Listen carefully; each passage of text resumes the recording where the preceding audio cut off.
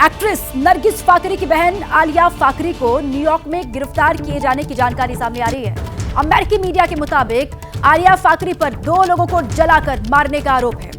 घटना न्यूयॉर्क के क्वींस इलाके की बताई जा रही है और आरोपों के मुताबिक आलिया ने अपने पूर्व बॉयफ्रेंड और उसकी एक दोस्त को गैरेज में आग लगाकर मौत के घाट उतारा।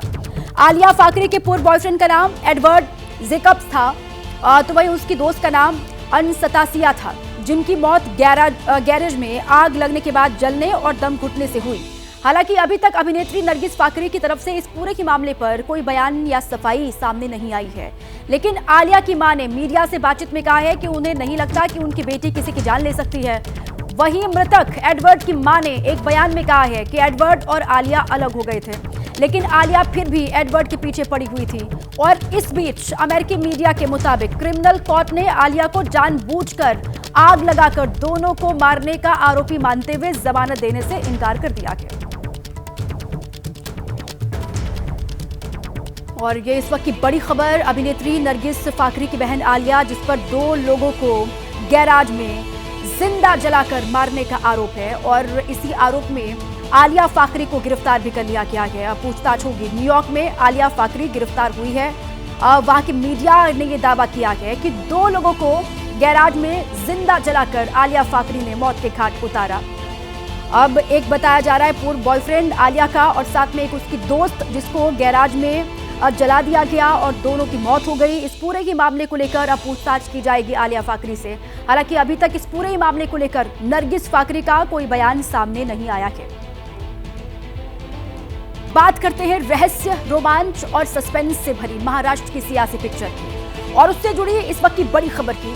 महाराष्ट्र पर एबीपी न्यूज की एक्सक्लूसिव खबर आपको बताते हैं। देवेंद्र फडणवीस ही महाराष्ट्र के मुख्यमंत्री बनेंगे, ये जानकारी सामने आ रही है। एकनाथ शिंदे, अजित पवार डेप्यूटी सीएम होंगे महाराष्ट्र सरकार में। आज मुंबई पहुंच रहे हैं बीजेपी के पर्यवेक्षक और मुंबई में कल बीजेपी विधायक दल की बैठक भी होगी। इस बैठक में बीजेपी विधायक दल का नेता चुना जाएगा और उसमें सबसे आगे, सबसे मजबूत दावेदार हैं देवेंद्र फडणवीस, जिनका घर महाराष्ट्र की सियासत का सबसे बड़ा पावर सेंटर इस वक्त बनता हुआ दिखाई दे रहा है। बीते दिन एक के बाद एक 22 नेताओं से फडणवीस की मुलाकात हुई और इस मेल मुलाकात के बाद सियासी गलियारों में चर्चा होने लगी है कि कल यानी कि 4 दिसंबर को बीजेपी विधायक दल की जो बैठक होनी है उसमें देवेंद्र फडणवीस को ही नेता चुना जाएगा।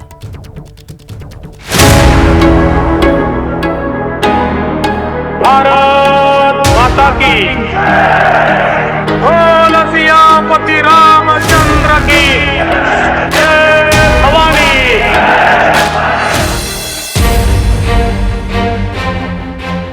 क्या 4 दिसंबर को देवेंद्र फडणवीस को ही बीजेपी विधायक दल का नेता चुना जाएगा? क्या 5 दिसंबर को फडणवीस ही महाराष्ट्र के सीएम की शपथ लेंगे? महाराष्ट्र के सियासी सीन का ये वो सवाल है जिस पर पर्दा गिरने का वक्त आ गया। 9 दिन का वक्त लेकर बीजेपी ने 2 पर्यवेक्षक तय कर दिए हैं। वित्त मंत्री निर्मला सीतारमण के साथ गुजरात के पूर्व मुख्यमंत्री विजय रूपाणी को जिम्मेदारी दी गई है। तो जो प्रस्ताव आएंगे उस पर विचार होगा और बाद में अगर सब लोग सर्वानुमते बताएंगे तो उसको ही हम नेता के तौर पर डिक्लेयर कर। एबीपी न्यूज को सूत्रों से जो जानकारी मिली उसके मुताबिक बुधवार यानी 4 दिसंबर को सुबह 10 बजे से विधान भवन में विधायक दल की मीटिंग होगी। बीजेपी विधायकों की बैठक में विधायक दल का नेता चुना जाएगा। जो विधायक दल का नेता होगा वही मुख्यमंत्री पद का चेहरा होगा। इस समय पे देवेंद्र फडणवीस फ्रंट रनर माने जा रहे हैं और सूत्रों के मुताबिक बीजेपी देवेंद्र फडणवीस को ही मुख्यमंत्री बनाएगी। पर जब तक विधायक दलों की बैठक में नाम तय नहीं होता तब तक सस्पेंस बना रहेगा।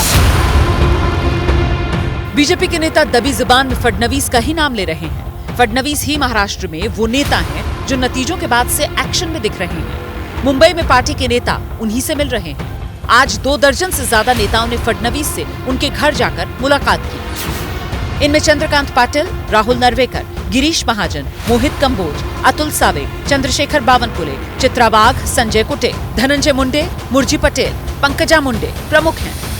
लग ऐसा रहा है मानो फडणवीस का घर पावर सेंटर बन गया है और फडणवीस डिफेक्टो सीएम के तौर पर काम करने लगे हैं। 4 को विधायक दल की बैठक होगी तो 5 दिसंबर को शपथ ग्रहण का मुहूर्त भी तय हो गया है। मुंबई बीजेपी दफ्तर में मीटिंग हुई है।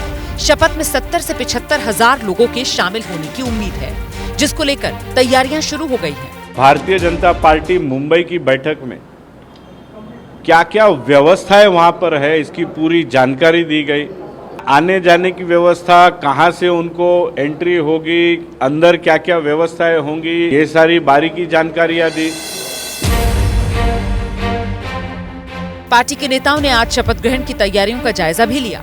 एक तरफ बीजेपी की ये तैयारी चल रही है और दूसरी तरफ कार्यवाहक सीएम एकनाथ शिंदे आज फिर किसी से नहीं मिले। खबर आई कि तबीयत ठीक नहीं है और डॉक्टर्स ने आराम की सलाह दी है। इससे पहले गुरुवार को दिल्ली में शिंदे ने अमित शाह से मुलाकात की। दूसरे दिन कोई मीटिंग नहीं हुई और वो गांव चले गए। 2 दिन गांव में रहने के बाद वो वापस आए और वापस आने के बाद उन्होंने मीडिया से भले बात की, लेकिन अपने पत्ते नहीं खोले। आज बैठक होने की उम्मीद थी, लेकिन वो नहीं हुई। सूत्र बता रहे हैं एकनाथ शिंदे गृह मंत्रालय की डिमांड कर रहे हैं, लेकिन बीजेपी राजी नहीं है। शिंदे ने गृह मंत्रालय वाले सवाल पर रविवार को प्रेस कॉन्फ्रेंस में कुछ जवाब भी नहीं दिया था। गृह मंत्रालय को लेकर के कोई मांग है क्या आप लोगों की? भारतीय गृह मंत्रालय ऑलरेडी दे दिया है, आप ही कुछ बोलोगे क्या? मुझे बात करनी है। वैसे पार्टी के नेता कह रहे हैं कोई नाराजगी नहीं, शिवसेना महायुति के साथ मजबूती से खड़ी है। ये तो उनका डिसीजन रहेगा, लेकिन वो महायुति के साथ रहेंगे ये पक्का है। उन्हें खुद लेना है डिसीएमशिप या वो तो चर्चा होगी ना, ऊपर जब जाएंगे चर्चा के लिए तब वो डिसाइड करेंगे। बीजेपी सरकार बनाने के लिए फ्रंट फुट पर आकर एक्टिव हो गई है, तो एकनाथ शिंदे अभी पर्दे के पीछे से ही पत्ते फेंक रहे हैं। अजित पवार दिल्ली पहुंचे हैं। कुल मिलाकर महाराष्ट्र के सियासी मैच का आखिरी ओवर शुरू हो चुका है। रोमांच अभी बाकी है, आगे आगे देखिए होता है क्या। और इस बीच अंदर खाने से खबर आ रही है और उन खबरों के मुताबिक मुख्यमंत्री की कुर्सी त्यागने के बाद शिंदे अब बड़े मोलभाव के मूड में दिखाई दे रहे हैं और गृह मंत्रालय के साथ साथ वित्त मंत्रालय पर भी दावा ठोक रहे हैं एकनाथ शिंदे। सूत्रों के हवाले से जो खबरें मिल रही हैं उसके मुताबिक आपको जानकारी दें, एकनाथ शिंदे कुछ अहम मंत्रालय चाहते हैं और सूत्रों के मुताबिक शिंदे ने गृह मंत्रालय और वित्त मंत्रालय की डिमांड रखी है, ये मांग वो कर रहे हैं। साथ ही शिंदे शहरी विकास मंत्रालय भी मांग रहे हैं। शिंदे गुट इस बात पर भी अड़ा है कि जो मंत्रालय उनके पास थे वो दोबारा उनको दिए जाए। और एक और शिंदे गुट मंत्रालयों की मांग कर रहा है, तो दूसरी ओर उद्धव ठाकरे की शिवसेना शिंदे पर तंज कस रही है। तो ये अलग किस्म के शिंदे साहब है, वो तो महाराष्ट्र की एक शान है और उन्होंने बहुत अच्छा काम करके दिखाया है। लोकसभा का जो रिजल्ट था उसके बावजूद ही अच्छा रिजल्ट आ गया है। उनके लीडरशिप में सब हुआ है, बहुत अच्छे सोशल स्कीम्स उन्होंने लाए, सोशल वेलफेयर स्कीम्स। तो इस सब का ये इफ़ेक्ट है कि एक अच्छी सरकार बने महाराष्ट्र में और उनका जो मान है वो भी रखा जाए, क्योंकि उन्होंने इतनी मेहनत की है। हालांकि हमने कम ही सीट लड़ी थी, तो उनसे ज़्यादा तो हमारी सीट नहीं आ सकती, लेकिन उनकी सीट आने में, हमारे सीट आने में एक दूसरे का सहयोगी कारण हुआ है ना। एकनाथ शिंदे जी और अजित पवार ये कोई बीजेपी के मित्र नहीं है, ये गुलाम है और गुलामों को समझौता ही करना पड़ता है। गुलाम अपने मालिक से, अपने आका से आंख दिखाकर बात नहीं कर सकता, आंख झुकाकर बात करना होता है। एकनाथ शिंदे की उतनी हिम्मत नहीं है कि वो नरेंद्र मोदी जी और उनकी सरकार को आंख दिखा दें। अब तक तो बीरबल की खिचड़ी पक गई थी, लेकिन ये महाराष्ट्र सरकार नहीं आई है।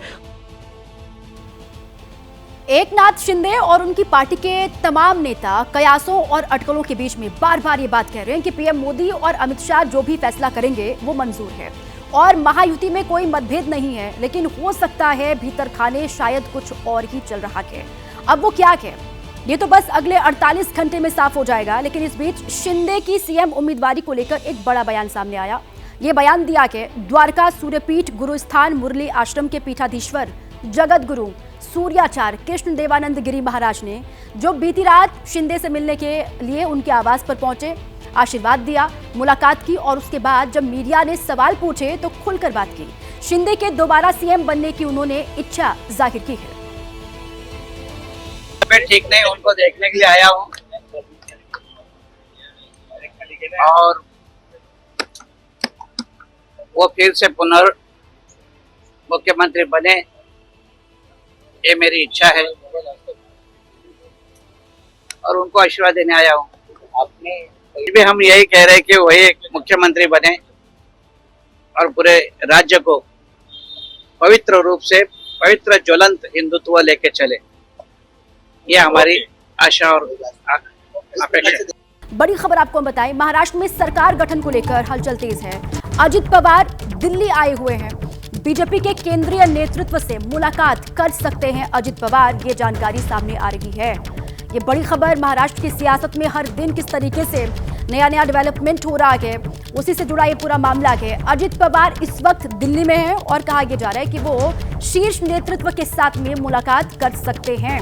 अब क्या उनकी मुलाकात फिर से होगी केंद्रीय गृह मंत्री अमित शाह के साथ में, इस पर भी लगातार नजर रहेगी। और दूसरी ओर सतारा गए हुए थे एकनाथ शिंदे, जो कि वहां जाकर बीमार पड़े, लेकिन उसके बाद ठाणे वापस आ चुके हैं। अभी वो मुंबई में हैं और कहा यह जा रहा है कि अभी भी शिंदे की तबीयत ठीक नहीं है। दूसरी ओर मंत्रालयों को लेकर लगातार वो दावा ठोक रहे हैं और अजित पवार और एकनाथ शिंदे के बीच में मंत्रालयों को लेकर रार छिड़ी हुई है, ये भी बात सामने आ रही है।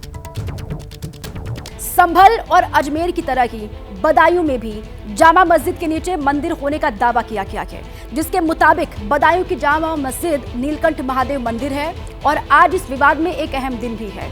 बड़ी खबर आप जानिए, जामा मस्जिद विवाद में आज सुनवाई होने वाली है बदायूं की। फास्ट ट्रैक कोर्ट में बदायूं मस्जिद विवाद की सुनवाई आज के दिन होगी और इंतजामिया कमेटी की ओर से बहस होगी आज के दिन। जामा मस्जिद में नीलकंठ महादेव मंदिर का दावा किया जा रहा है। 2022 में हिंदू महासभा ने केस दाखिल किया था और आज फास्ट ट्रैक कोर्ट में सुनवाई होने वाली है। बीती 30 नवंबर को जामा मस्जिद इंतजामिया कमेटी की ओर से कोर्ट में अपना पक्ष रखने के बाद बहस की गई, लेकिन बहस पूरी नहीं होने पर 3 दिसंबर यानी आज की तारीख मुकर्रर की गई थी। आज सुनवाई होने वाली है।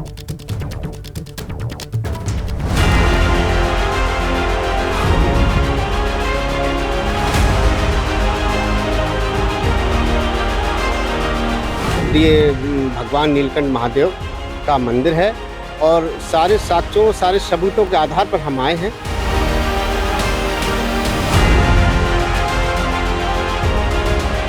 ये मुकदमा चलने के लायक नहीं है और जिन लोगों ने मुकदमा दायर किया उन्हें मुकदमा दायर करने का हक भी नहीं है। नीलकंठ महादेव के मंदिर में पूजा अर्चना करने की अनुमति ये आई।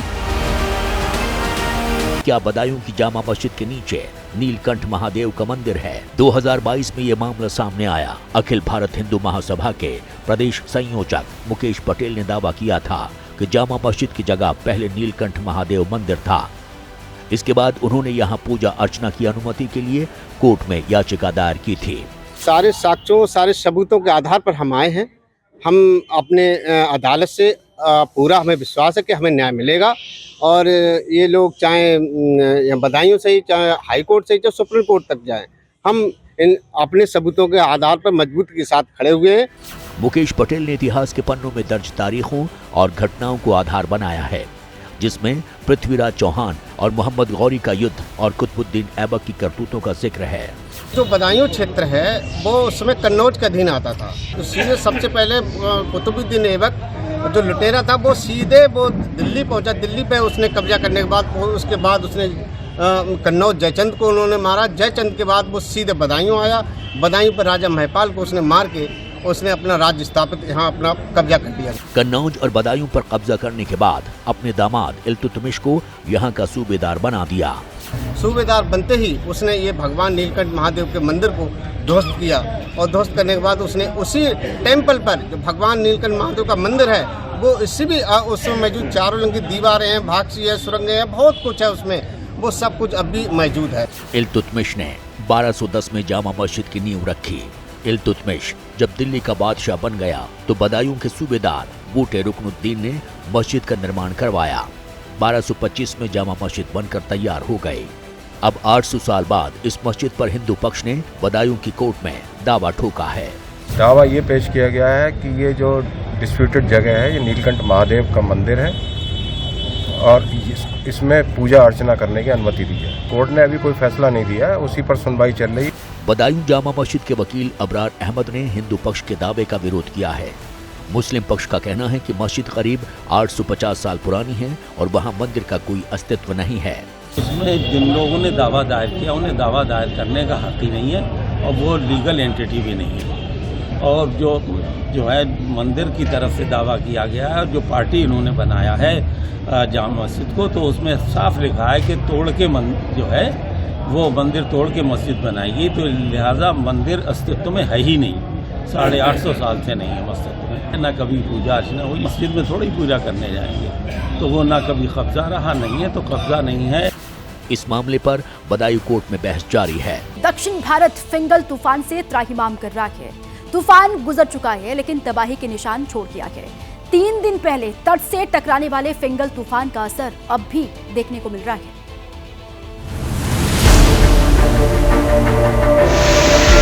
उफनती लहरों में फंसी दर्जनों गाड़ियों की ये तस्वीर तमिलनाडु के कृष्णागिरी जिले की है, जहां फिंगल नाम के चक्रवाती तूफान के चलते इतनी बारिश हुई कि सड़क पर मानो सैलाब आ गया, जिसकी लहरों में फंसकर भारी भरकम गाड़ियां बहने लगी। 2 दिन पहले फिंगल तूफान तमिलनाडु और पुडुचेरी के तट से टकराया। तूफान का असर तमिलनाडु समेत केरल, कर्नाटक, तेलंगाना और आंध्र प्रदेश में भी देखने को मिला। लेकिन सबसे खौफनाक तस्वीर तमिलनाडु के चेन्नई से सामने आई, जब इंडिगो एयरलाइंस की एक फ्लाइट हादसे का शिकार होते होते बची। चेन्नई एयरपोर्ट पर विमान लैंड करने ही वाला था, लेकिन रनवे पर उतरने से ठीक पहले तेज हवाओं के चलते विमान हवा में हिचकोले खाने लगा। गनीमत ये रही कि पायलट ने सूझबूझ दिखाई और फ्लाइट को फिर से हवा में लेकर चला गया। फिंगल तूफान के चलते पुडुचेरी में बारिश ने 30 साल का रिकॉर्ड तोड़ा। भारी बारिश के चलते पूरे पुडुचेरी में बाढ़ जैसे हालात पैदा हो गए।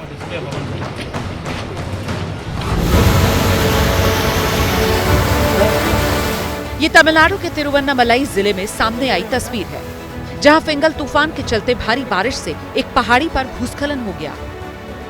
करीब 40 टन वजनी चट्टान पहाड़ से लुढ़ककर वीयूसी नगर की सड़क पर बने घरों पर जा गिरी। इस हादसे में 2 घर जमींदोज हो गए। करीब 7 लोगों के मलबे में दबे होने की खबर है, जिनके रेस्क्यू के लिए एनडीआरएफ की टीमें लगातार जुटी हुई हैं। फिंगल तूफान का असर आंध्र प्रदेश में भी दिख रहा है, जहां चक्रवात के चलते समुद्र में तेज लहरें उठने लगी और विशाखापट्टनम समेत कई तटीय जिलों में भारी बारिश हुई।